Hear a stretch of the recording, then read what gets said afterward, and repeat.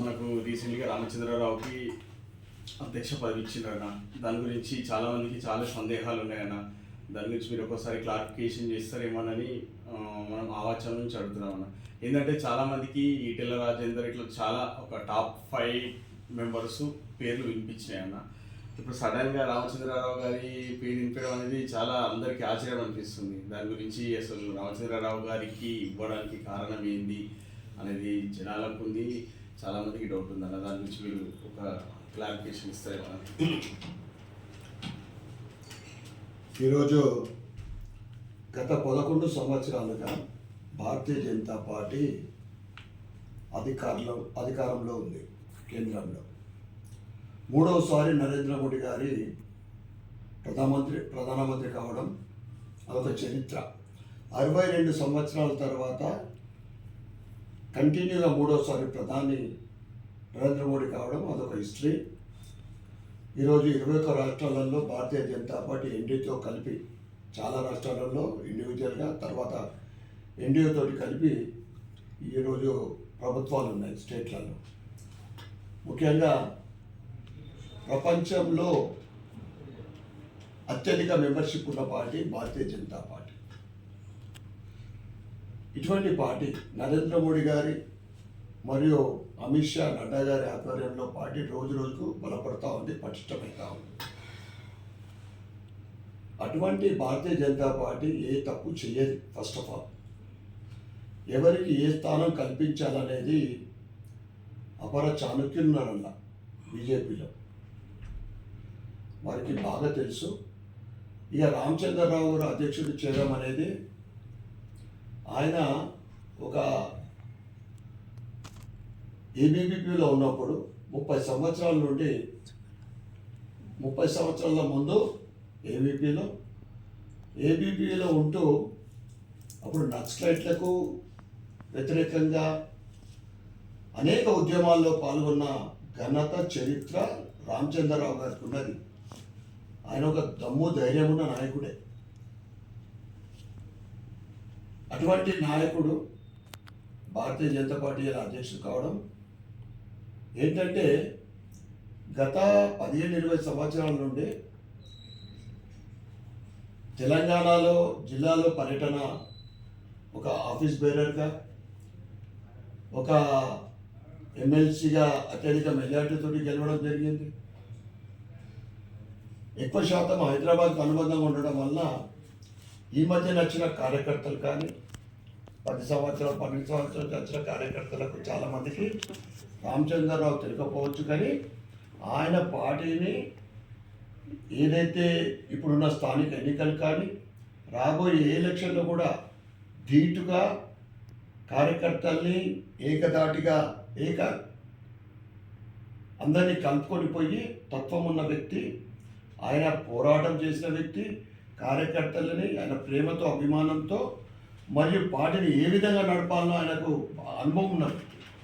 కనుక ఇప్పుడు ఏదైతే ఆయన రాష్ట్ర అధ్యక్షుడు కావడం, తప్పకుండా ఆయన ఆధ్వర్యంలో తెలంగాణలో భారతీయ జనతా పార్టీ పటిష్టమవుతుంది. రాబోయే స్థానిక ఎన్నికలు కానీ ఇతర ఎన్నికలు కానీ అన్ని ఎన్నికల్లో విజయం సాధించే అవకాశాలు ఉన్నాయి. ఇక మిగతా లీడర్లకు తప్పకుండా సమయం వచ్చినప్పుడు భారతీయ జనతా పార్టీ కోసం పనిచేసిన ప్రతి కార్యకర్తకు న్యాయం చేయటం, ఎప్పుడు ఏ సమయంలో వారికి ఎక్కడ సెట్ చేయాలా, ఎక్కడ ఏ స్థానం ఇవ్వాలా, ఏం కల్పించాలనేది అధిష్టానానికి బాగా తెలుసు. కనుక రామచంద్రరావు గారు అనేది చాలా అనుభవం ఉన్న వ్యక్తి. ఆయన పార్టీలో ఉంటూ ఏబీవీపీలో అప్పటి నుంచి యూనివర్సిటీలో స్టూడెంట్స్ తరఫు నుండి అనేక ఆర్గనైజేషన్స్ నడిపి, అంటే భారతీయ జనతా పార్టీ అండర్లో, బీజేపీ అండర్లో ఆయన పోరాటం చేసిన వ్యక్తి. ఆయన 14 సార్లు జైలు పోవడం జరిగింది. రామచంద్రరావు 14 సార్లు యూనివర్సిటీ స్టూడెంట్స్ కోసం కానీ బీజేపీ తరఫు నుండి. ఆ పోరాటంలో ఆయన కాళ్ళు చేతులు కూడా ఎరిగినాయి, పోలీసులు అరెస్ట్ చేసి పనిష్మెంట్ ఇచ్చినప్పుడు.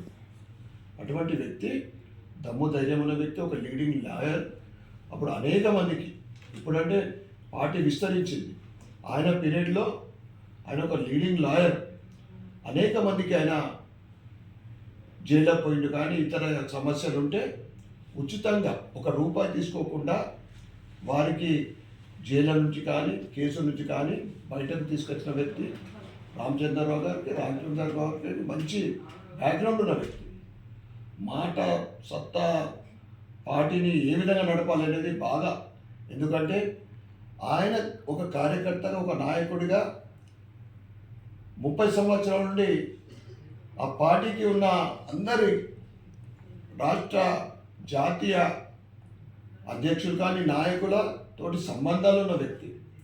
ఏ విధంగా పార్టీ నడపాలనో పాత నాయకులతోటి అనుభవం తీసుకున్న వ్యక్తి కనుక తప్పకుండా రామచంద్రరావు గారి ఆధ్వర్యంలో భారతీయ జనతా పార్టీ తెలంగాణలో పటిష్టమవుతుంది. ఏ ఎన్నికలు జరిగినా కానీ విజయం సాధిస్తుంది. ఆ సత్తా రామచంద్రరావు గారికి ఉన్నది. అన్న మరి ఇప్పుడు లోకల్ బాడీ ఎలక్షన్స్ ఉన్నాయి కదా, దానిలో దృష్టిలో పెట్టుకొని మీ బీజేపీ స్ట్రాటజీ ఏముందని? ఇప్పుడు వచ్చే లోకల్ బాడీ ఎలక్షన్స్ ఉన్నాయి, ఎంపీటీసీ, జెడ్పీటీసీ, సర్పంచ్ ఎలక్షన్స్ ఉన్నాయి. మీరు వాటి ఎలక్షన్స్కి ఎట్లా పార్టీ ఎలా సన్నద్ధమవుతుంది? దాంట్లో ఒక స్టంట్ ఎలక్షన్ల స్టంట్ అనుకోవచ్చా రామచంద్రరావు గారిని నియమించడం అనేది? ఎలక్షన్లో స్టంట్ కాదు. ప్రజలలో ఈరోజు గత 10 సంవత్సరాల బీఆర్ఎస్ పరిపాలన, వారి అవినీతి, వారి అహంకారమైన ప్రభుత్వాన్ని బొందబెట్టింది. కాంగ్రెస్ 6 గ్యారంటీలు, 5 డిక్లరేషన్లు, 420 హామీలతోటి, వాళ్ళ ఇచ్చిన గ్యారంటీలతోటి ఆకర్షితులై కాంగ్రెస్ ప్రభుత్వాన్ని గెలిపించడం జరిగింది, కాంగ్రెస్ని.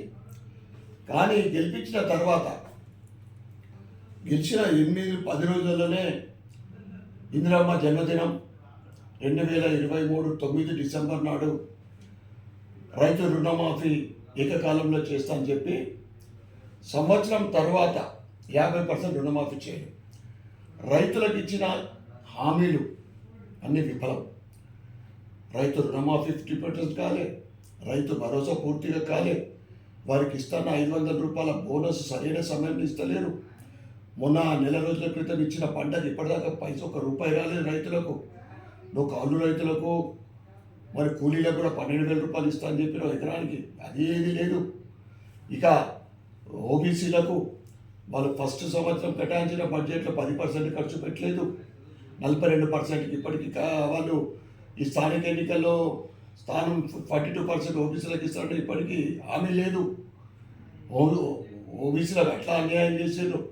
మహిళలకు ఇస్తానా ₹2,500 కానీ, పెన్షన్ 2,000 చేస్తాను కానీ, కళ్యాణ లక్ష్మితో తులం బంగారం ఇస్తాను కానీ, ఇప్పుడు ఏదైతే ₹500 గ్యాస్ సిలిండర్ సబ్సిడీ ఇస్తున్నారో అందరికీ అందుతలేదు. 200 యూనిట్ల కరెంటు మొత్తం అందరికీ అందుతలేదు. ఇక యువకులకు ₹4,000 ఇస్తాన్న ఇది నిరుద్యోగ భృతి ఇప్పటికీ లేదు. సంవత్సరం కాలంలో 2 లక్షల ఉద్యోగాలు ఇస్తామని చెప్పి ఎన్ని నోటిఫికేషన్లు ఇచ్చారు, ఎంతమందికి ఉద్యోగాలు ఇచ్చారు, అది క్లారిటీ లేదు. ఎస్సీ ఎస్టీలకు దళిత బంధు మీరు 10 లక్షలు, మేము 12 లక్షలు ఇస్తామని చెప్పి మోసం చేసి ఇట్లా ఈ రకంగా అన్ని వర్గాల ప్రజలకు మోసం చేసి గద్దెనెక్కిన కాంగ్రెస్కు సంవత్సరం లోపే ప్రజా వ్యతిరేకత ఎదుర్కొంటా ఉన్నారు. ఇప్పుడు 2 పార్టీలలో కూడా ప్రజలకు విశ్వాసం కోల్పోయారు. వీళ్ళ దోపిడి కాంగ్రెస్ మోసం చేసింది ప్రజలకు. మోసంతో పాటు ఈరోజు కమిషన్ల ప్రభుత్వం అయింది. 2 సంవత్సరాల క్రితము కాంట్రాక్టర్ డబ్బులు కమిషన్లు ఇచ్చిన పైసలు వస్తుంది. ఫీ రియంబర్స్మెంట్ ఇదివరకు 2 సంవత్సరాల నుంచి లేదు. ఇటు కాలేజీలు మూతలు పడుతూ ఉన్నాయి, కాలేజ్ యాజమాన్యాలు ఆత్మహత్య చేసుకునే పరిస్థితి ఏర్పడుతూ ఉంది. యువకులు చదువు దూరం అవుతూ ఉన్నారు, సర్టిఫికేట్ లేక ఉద్యోగాలు కోల్పోతూ ఉన్నారు. ఈ విధంగా ఈ కాంగ్రెస్ ప్రభుత్వం మీద పూర్తిగా ప్రజల విశ్వాసం కోల్పోయింది. కనుక ప్రజలందరూ కూడా భారతీయ జనతా పార్టీ వైపు చూస్తూ ఉన్నారు.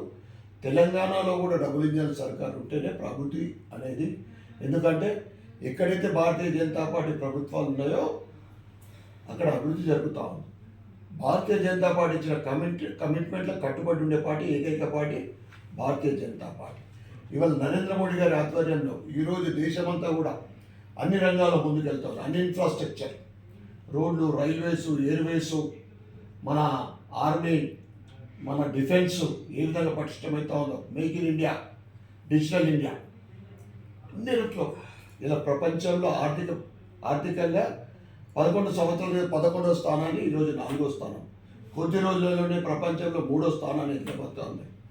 ఈ విధంగా ప్రపంచంలో అత్యధిక జనాకర్షణ మరియు ఫేవరెట్గా అంటే మోడీ గారు నంబర్ 1 స్థానంలో ఉన్నారు.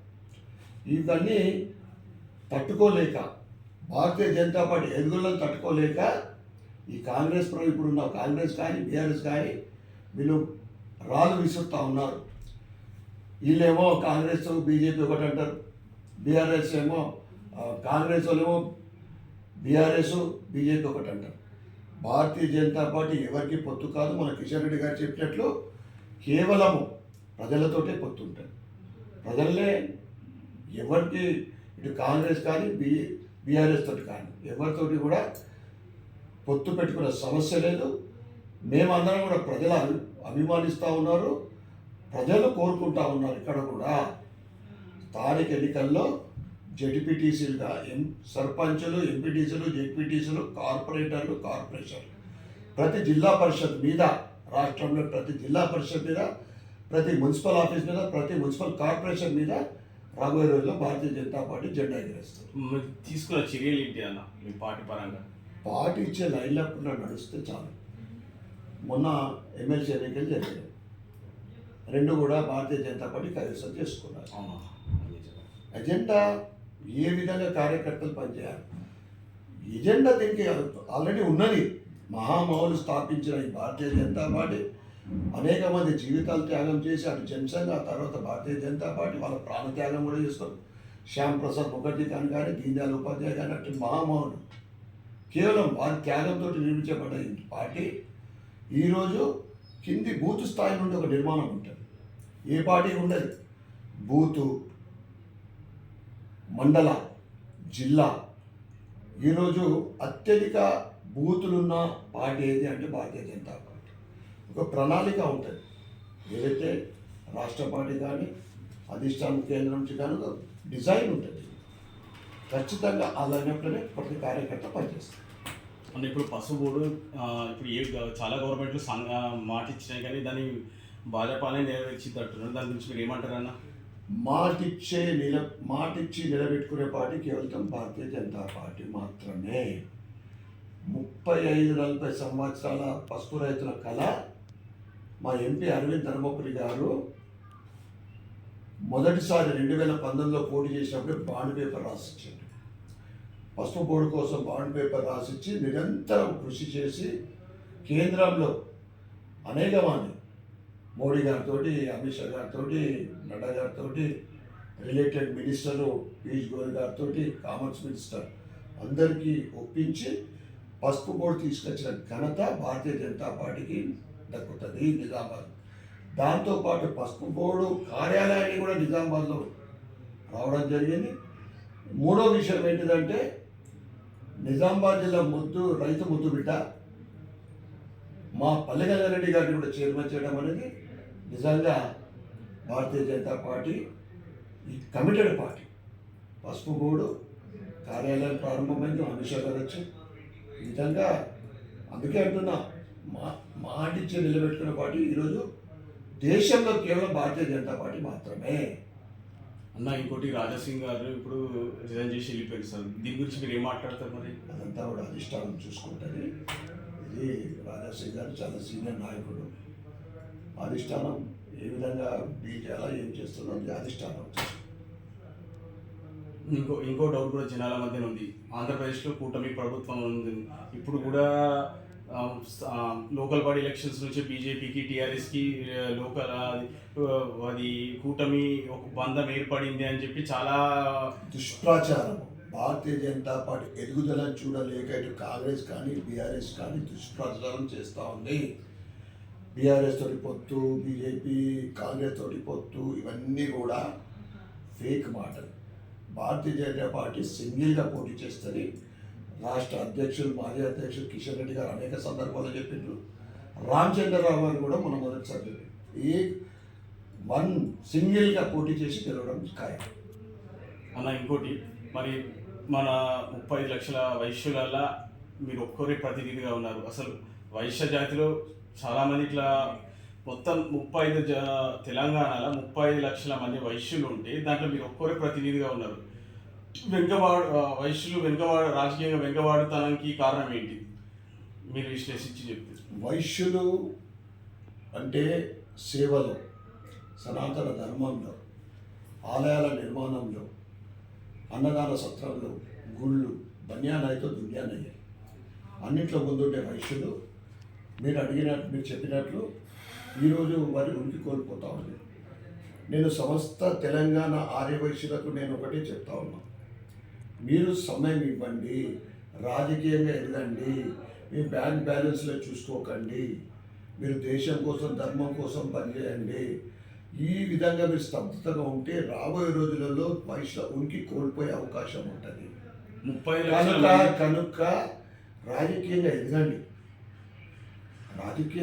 ముందు డెడికేట్గా పనిచేయండి. ఏ పార్టీ అయినా పర్వాలేదు, మీరందరూ కూడా ఒక కమిట్మెంట్ తోటి ముందుకు రండి, రాజకీయ ప్రవేశం చేయండి.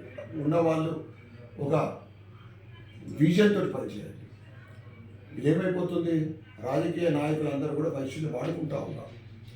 మీ ఇండిపెండెంట్ మీ ఉనికిని మీరు చెప్పండి, అరే ఈయన చాలా కీలక పాత్ర, ఖచ్చితంగా ఈయన మనం టికెట్ ఇవ్వాల్సిందే, గెలుస్తామనే స్థాయికి మీరు అందరూ కూడా ఎదగాలని నేను సలహా ఇస్తాను. కవిత గారు అంటున్నారు ఇది పసుపు board election stent, local body election stent అని మన అన్నారు. దాని గురించి మీరు ఏం మాట్లాడతారన్న? ఆమె ఏం మాట్లాడుతుందో అర్థం కాదు. ఆమె పీరియడ్లో 5 సంవత్సరాలు ఎంపీగా ఉన్నది. పసుపు బోర్డు విషయంలో ఎలక్షన్లో ప్రచారం చేసింది. నేను 100 రోజులలో షుగర్ ఫ్యాక్టరీ తెప్పిస్తాను చెప్పింది. ఇక్కడ గడ్డిపోచ ఇక్కడికి కదలే, ఒక గడ్డిపోక పీచుకింది లేదు, ఇంకో దగ్గర పెట్టింది లేదు. ఈమె మాట్లాడుతూ ఉంటుంది. అంటే లోకల్ బాడీ ఎలక్షన్స్ వచ్చేటప్పుడే కేవలము లోకల్ బాడీ ప్రజలు ఆమె మాట విశ్వాసము, ఇప్పుడు ఆమె మాట వినే పరిస్థితి ఎప్పుడో కోల్పోయింది, మర్చిపోయింది. కనుక నేనేమంటున్నా అంటే కవిత గారు ఎలక్షన్ స్టంట్, ఇప్పుడు ఎప్పుడు లేని ప్రేమ ఓబీసీల మీద, బీసీల మీద ఉరకబోస్తూ ఉంది. ముందైతే మీ దాంట్లో ఎప్పుడు బీసీని ఎప్పుడన్నా మీరు ఎప్పుడు ప్రిఫరెన్స్ ఇచ్చేదా? ఎప్పుడు లేదు. పసుపుడు అద్భుతంగా ఓర్వలేక, తట్టుకోలేక బీజేపీ చేసింది, ఆ క్రెడిట్ బీజేపీకి పోయింది, ఇంటి అరవింద్ గారికి పోయింది, బీజేపీకి పోయిందని తట్టుకోలేక చెప్తున్నారు తప్ప ఆమె చెప్పిన దాంట్లో ఏమాత్రం వాస్తవం లేదు. పాపం ఆమెకు ఏం చేయాలో, ఆమె ఎంపీగా ఉన్నప్పుడైతే కేవలము డీలింగ్లకే సరిపోయింది. ఏ రాష్ట్రంలో లిక్కరు డీల్ చేయాలా, ఎక్కడ ఏం చేయాలా, దాంట్లో సరిపోయిందే. ప్రజలకు సేవ చేయాలా, రైతులకు సేవ చేయాలని అప్పుడు లేదు. ఇప్పుడు పాపము ఏదో మొసలి కన్నులు లేక కాల్చుకుంటే రైతుల గురించి మాట్లాడుతుంది, అప్పుడే బీసీల గురించి మాట్లాడుతుంది, అప్పుడే రైతులు ఇంకేదో మాట్లాడుతుంటుంది. ఇవన్నీ కూడా ప్రజలు నమ్మే స్థితిలో లేదు. పసుపు చైర్మన్ గారు కార్యాచరణ ఏం మొదలుపెట్టారు రైతుల గురించి? ఇప్పుడు మొదటి సంవత్సరం ఇది కామర్స్ డిపార్ట్మెంట్ తోటి అటాచ్ ఉంటుంది. ఈ కాంగ్రెస్ వాళ్ళు బడ్జెట్లో ఏం కేటాయించలేదు, మనం మార్చిపడి, అరే బడ్జెట్లో ఏ కార్పొరేషన్ కేటాయించదు, కామర్స్ డిపార్ట్మెంట్కు దానికి అనుబంధం ఉంటుంది. కనుక పసుపు రైతు విత్తనం నాటినప్పటి నుంచి, విత్తనం నుంచి వాళ్ళు పండించే పంటకు ఏ రకంగా, అంటే రకరకాలైన వంగడాలతో పాటు ఏ రకమైన టెక్నాలజీ వాళ్ళకు సహకరిస్తూ, వాళ్ళకు ఇంకేమన్నా ఎక్కడ దేశంలో ఏ రాష్ట్రంలో ఏ విధమైన పంట పండిస్తూ ఉన్నారు, ఇంకా నాణ్యమైన పసుపు ఏ విధంగా పండించాలా, వారికి అట్లా సహకరిస్తూ టెక్నాలజీ పరంగా కానీ, వారికి మెషినరీస్ కానీ, ఇతర కానీ, వారు పండించిన పంటని మార్కెటింగ్ చేయడం, ఎక్స్పోర్ట్ చేసేదాకా ఈ పసుపు బోర్డు అది బాధ్యత తీసుకుంటారు. కనుక పసుపు బోర్డు ఇప్పుడు మొదటి సంవత్సరము, ఇప్పుడు అంత ప్రాసెస్ స్టార్ట్ అవుతుంది. Okay okay, thank you. Okay,